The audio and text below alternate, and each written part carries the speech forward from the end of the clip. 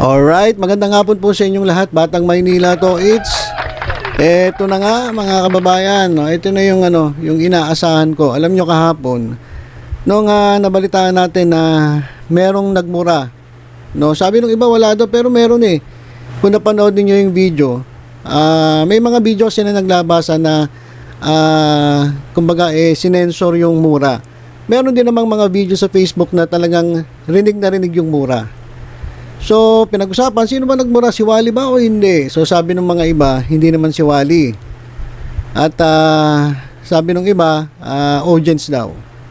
So, bagamat ganun pa lang kahapon yung pinag-uusapan, sinabi ko na malamang ipatawag ng EAT. Kasi narinig yung mura na hindi angkop sa isang noontime show. Dapat kasi hindi nariringgan ng ganong salita ang kahit sino mang noontime show. Kasi maraming nanonood na bata, maraming nanonood na tao habang kumakain.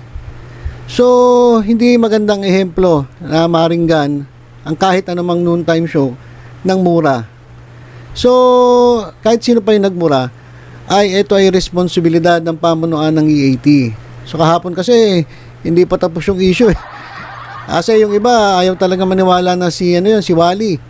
So, eto, ngayon, nagsalita na si Wally at inamin niya na nagkamali siya yung nagsalita. So, eto na nga. Etong MTRCB, Movie and Television Review and Classification Board, na pinamumunuan ni Madam Chairwoman Lala Soto, ay ipinatawag na ang production group ng noontime variety show na EAT sa tanggapan nito sa August 14. Ayan, ito ay matapos mamataan ng MTRCB Monitoring and Inspection Unit ang pagmumura ng host.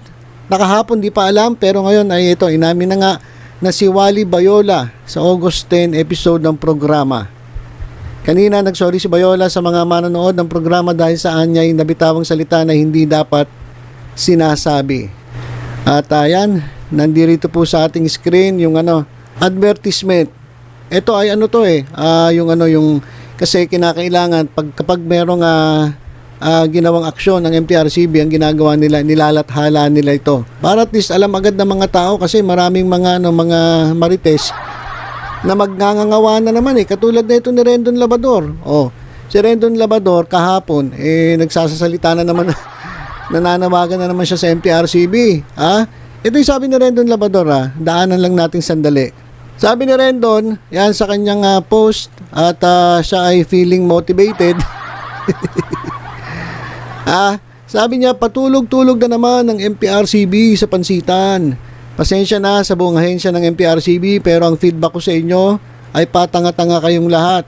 Ang kukupad at ang babagal ninyo. Kung hindi ninyo kaya magampanan ang mga trabaho ninyo, mag-resign na lang kayong lahat. O yan sinabi ni Rendon Labading. Nananawagan na naman siya sa MTRCB. At kung ano-ano sinasabi na itong tulonggis na to may sinasabi pa siya na patanga-tanga itong MTRCB, ang kukupad, ang babagal. Ito lang masasabi ko sa iyo, Rendon Labading, makinig ka. Etong mga ganitong issue, hindi yan basta-basta inaaksyonan. Iniimbestigahan yan ng pamunuan ng MTRCB.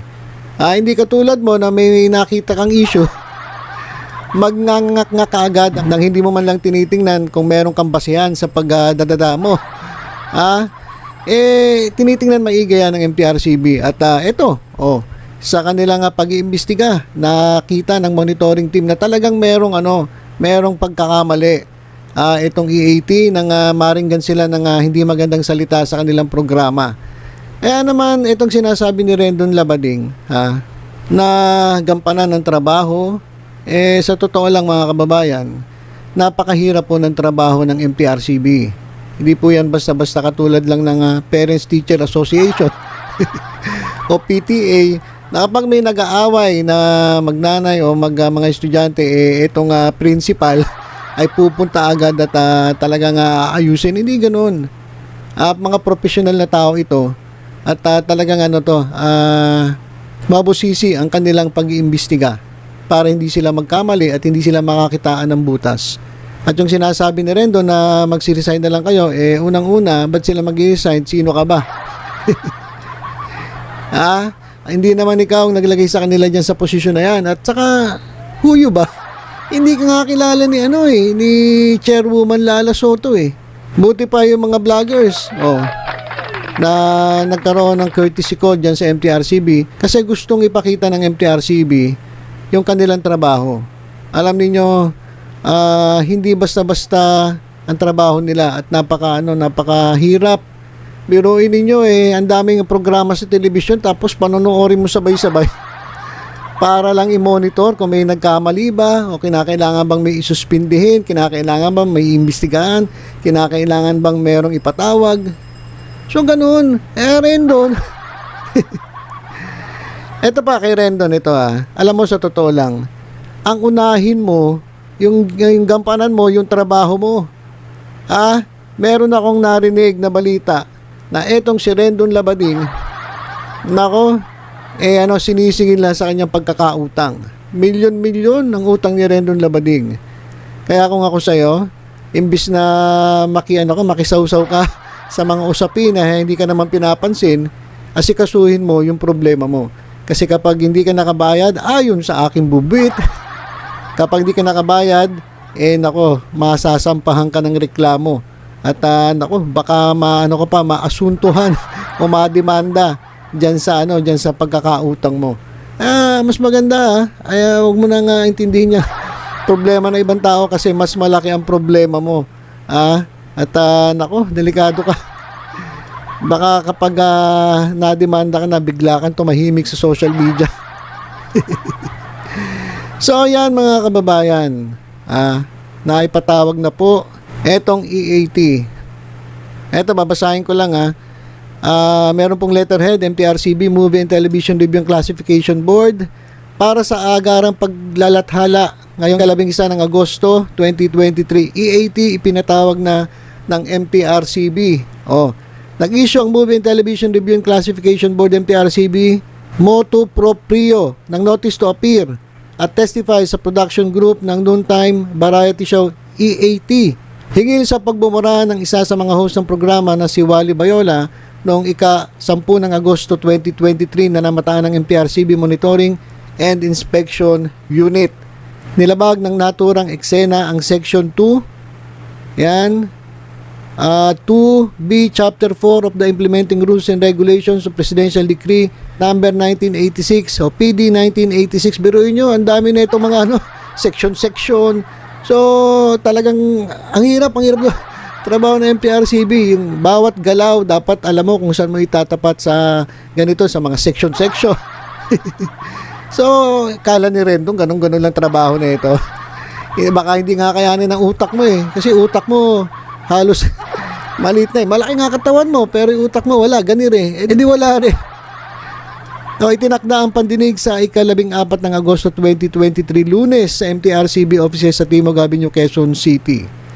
Pinaalala ng MTRCB na anumang paglabag sa PD number 1986 at sa mga patakaran at regulasyon nito na namamahala sa mga pelikula, mga programa sa telebisyon at kaugnay na promotional materials nito ay parurusahan ng suspensyon o kanselasyon ng mga permiso at o lisensya na inisyo ng board at o ng pagpataw ng multa at iba pang uri ng administratibong parusa. So yan mga kababayan, ang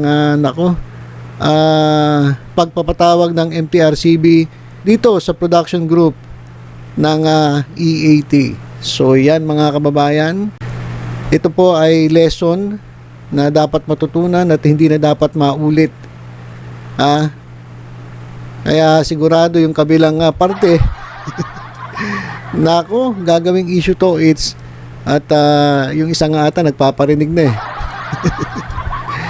si Sustain nagpaparinig na ata si Sustain etong grabe man libre dun sa kanilang tropa pero yung kanyang mga anak ay hindi niya masuportahan. So yun lang muna mga kababayan ang ating update ngayon. Sabi ko po sa inyo hindi yan palalampasin ng MTRCB. Walang kamag-anak, walang tatay, walang nanay, walang kapatid. Kapag nagkamali, pagalitan. Kapag tama naman, palakpakan.